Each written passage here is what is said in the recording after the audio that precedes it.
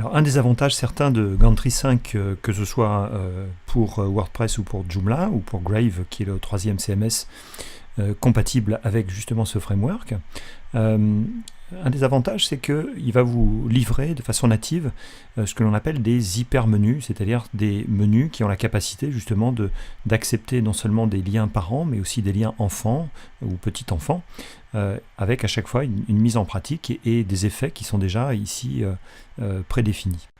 On va retourner dans le back-office, dans la partie Helium Theme, et on va voir justement que Gantry nous met à disposition dans le lien, dans la bande bleue que vous avez en haut ici, une zone justement de gestion des menus, des hypermenus que vous allez pouvoir utiliser. Alors principalement, on va dire qu'en grande majorité on n'en utilise qu'un seul, mais si vous en aviez plusieurs à utiliser sur votre site, c'est au même endroit que vous allez pouvoir gérer de façon plus détaillée justement les propriétés de ce menu.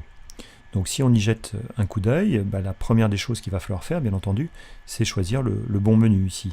Donc nous avons fait appel au menu supérieur pour alimenter justement cette partie haute de notre site. Eh bien, vous voyez qu'on retrouve les liens et on va retrouver également à la fois les éléments de premier niveau et les éléments également de second niveau. Alors par exemple, traitons le lien accueil. Ce lien accueil, vous voyez que quand on le survole, eh bien, on a la possibilité de cliquer sur un engrenage qui nous permet d'avoir des réglages supplémentaires. Donc l'idée ici, ce n'est pas de passer en revue finalement tout ce que vous avez à votre disposition, on en traitera quelques exemples, mais par exemple ici on s'aperçoit qu'en bas on a par exemple deux champs particuliers qui nous permettent par exemple de compléter le texte par une icône ou par une image, et puis le cas échéant de venir cocher la case ici, icône only.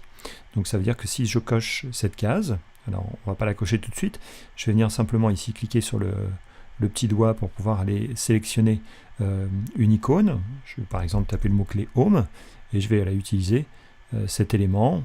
Le cas échéant, vous voyez qu'on peut aussi grossir cette icône. Donc si je sélectionne et que j'enregistre, voilà, mon menu est sauvé, j'actualise ma page d'accueil, vous allez voir que se juxtapose à mon texte également la petite icône qu'on vient de choisir à l'instant. Alors, si on veut justement mobiliser simplement ce lien par la simple icône que vous aviez choisie, eh bien on peut cocher la case qui est ici, et vous allez voir que dès qu'on va appliquer les changements, eh bien on peut considérer par exemple que le lien de notre page d'accueil se résumera simplement ici eh bien, à notre icône sous forme de maison. Donc premier réglage que vous pouvez faire, première personnalisation, le fait qu'un menu peut être soit un lien fait d'un texte, soit un lien fait d'un texte et d'une image, soit un lien fait d'un texte et d'une icône, soit une icône seule, soit une image seule. Voilà, c'est toutes ces possibilités. Ensuite, eh bien, on va aller regarder du côté des menus sous-menus, par exemple. Donc si on clique sur particules, au lieu de cliquer sur le petit engrenage que vous avez là, ça a la particularité aussi de vous montrer ce qu'il y a à l'intérieur de ces sous-menus. Ça veut dire que ces sous-menus vont aussi faire l'objet, le cas échéant, ici d'un réglage particulier. Donc si j'affiche par exemple l'article, eh bien vous voyez que j'ai également une déclinaison. Alors, on va revenir sur le premier, on va afficher je vais afficher le détail, voilà, ici, et afficher les propriétés. Donc ça veut dire que par exemple, si je clique à l'intérieur de ce menu particules, j'ai bien débuté ici, et donc je vais pouvoir avoir des réglages particuliers justement sur cet élément. Donc si j'avais besoin, par exemple, pour une raison ou pour une autre, de faire un traitement spécifique de cet élément parent, qui est ici le menu particules en CSS, eh bien je pourrais rajouter une classe supplémentaire. Ça veut dire que d'ores et déjà, Gantry va affecter justement cette classe, et donc moi, il me suffira simplement de reprendre cette classe pour faire un traitement particulier pour ce lien-là. Ensuite, qu'est-ce que l'on a d'autre à notre disposition? On a la possibilité, par exemple, ici, de venir choisir de quel côté, par exemple, pourrait s'étendre le sous-menu. Donc par défaut, il va s'étendre à droite, mais si vous aviez besoin de l'étendre à gauche ou de l'étendre au centre, on va choisir gauche par exemple. Hop, je vais dézoomer. Je viens actualiser. Eh bien, mon sous-menu particules se développe à gauche, alors qu'article, vous voyez, se développe ici à droite. On s'attache maintenant à l'élément parent article. Vous voyez qu'on a actuellement 4 liens. Si par la suite cette liste devait être plus conséquente qu'elle ne l'est actuellement, bah, ça pourrait dans certains cas poser des soucis d'aménagement. Eh bien, soit, Gantry nous dit, bah, si vous avez finalement trop de choses à mettre dans une seule colonne, je peux vous proposer justement, grâce au petit plus qui se trouve ici, eh bien, de générer des colonnes supplémentaires. Donc si on clique là, vous voyez que maintenant j'ai une colonne supplémentaire, j'ai une barre de séparation qui me permet de choisir justement en pourcentage la quantité dédiée à l'une et à l'autre des colonnes. Mais ce qui est intéressant également, c'est que je vais pouvoir prendre les éléments et pouvoir les répartir sur chacune de ces deux colonnes que nous venons de créer. Donc ça veut dire que si je sauve le menu et que je viens ici actualiser, eh bien à l'ouverture d'article, vous voyez qu'on a maintenant en fait un sous-menu qui s'affiche sous cette forme. Alors si on jette un coup d'œil justement sur l'élément parent et ses propriétés, eh bien on a par exemple ici des drop down style par exemple, qui sont ici des soit simple soit extended. Alors je vais revenir ici à simple, je vais venir actualiser et je vais venir enregistrer, actualiser. Voilà, on a ici quelque chose qui en une colonne nous donne en fait cette répartition là. Alors c'est bizarre parce qu'il est toujours... Alors on va essayer de voir si ce n'est pas une histoire de place qui lui manque. Donc ça veut dire qu'ici, je vais par exemple ici mettre 400. Alors 400, je pense que c'est 400, on va le préciser, 400 pixels pour être sûr, voilà, c'est le cas. J'actualise. A priori, le simple ne me gère pas ici de menu sous menu. Alors en tout cas de multicolonne.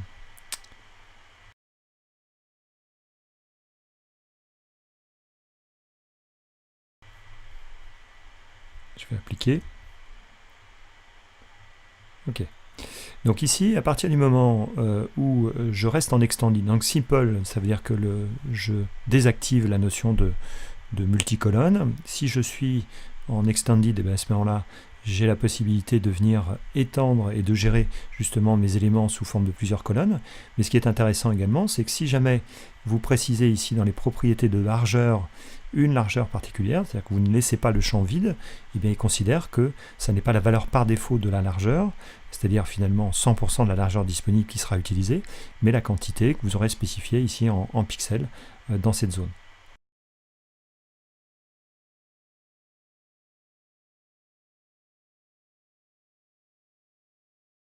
Élément dans les propriétés qui peut être intéressant. Si jamais vous avez des titres longs qui finalement prennent trop de place en largeur et que vous avez besoin de dispatcher sur deux lignes différentes à la fois un titre principal et un sous-titre, eh bien vous pouvez également le compléter ici.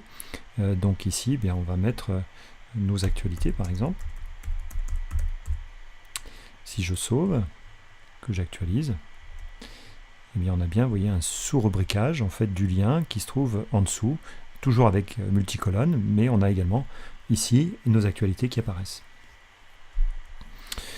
Alors, dernière chose que je voulais vous montrer, alors oui, on peut aussi, vous voyez, interagir sur finalement la place qu'occupent les menus. Alors, on va voir si ce gestionnaire de menus gère et prend la main sur WordPress, c'est le cas, vous voyez ici, on a bien modifié les éléments.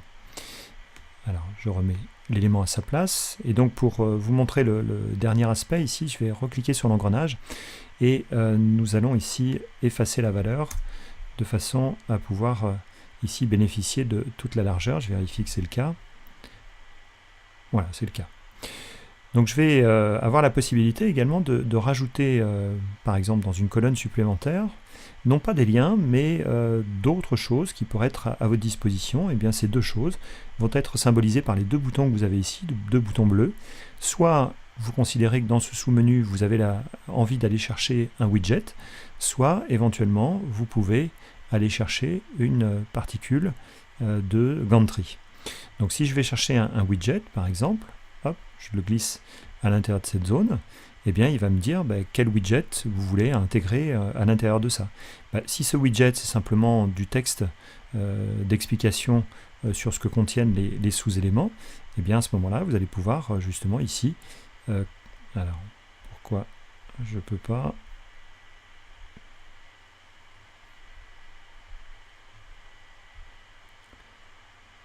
ouais, je vais pouvoir intégrer en fait mon texte à l'intérieur, voilà, et puis éventuellement lui affecter une classe. Donc ici par exemple, je vais mettre un peu de faux texte.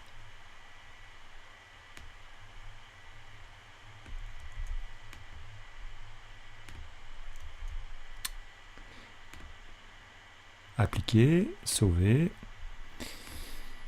Et donc si on actualise notre article, alors je pense que mon texte va être en fait de la même couleur que la zone qui se trouve là, c'est pour ça que manifestement je le vois pas. Alors on va simplement essayer de le traiter autrement. Edit widget, comment ça se fait que je ne le vois pas mieux que ça? On va mettre un peu de code, et donc par exemple ici on va considérer que c'est un paragraphe par exemple, et que ce paragraphe on y place un style qui est par exemple color, et on va aller chercher du blanc, point virgule, ops, voilà, je ferme comme ça. Donc si je viens ensuite passer cette info que j'applique, alors toujours pas, donc eh bien a priori mon texte n'apparaît pas, donc manifestement il y a un petit bug là-dessus. Bon, c'était finalement le mauvais exemple, donc je vais quand même vous montrer comment on s'en débarrasse. Hop, on le prend et on le glisse comme ça. Je vais prendre finalement un autre widget, et je vais par exemple aller chercher le widget recherche.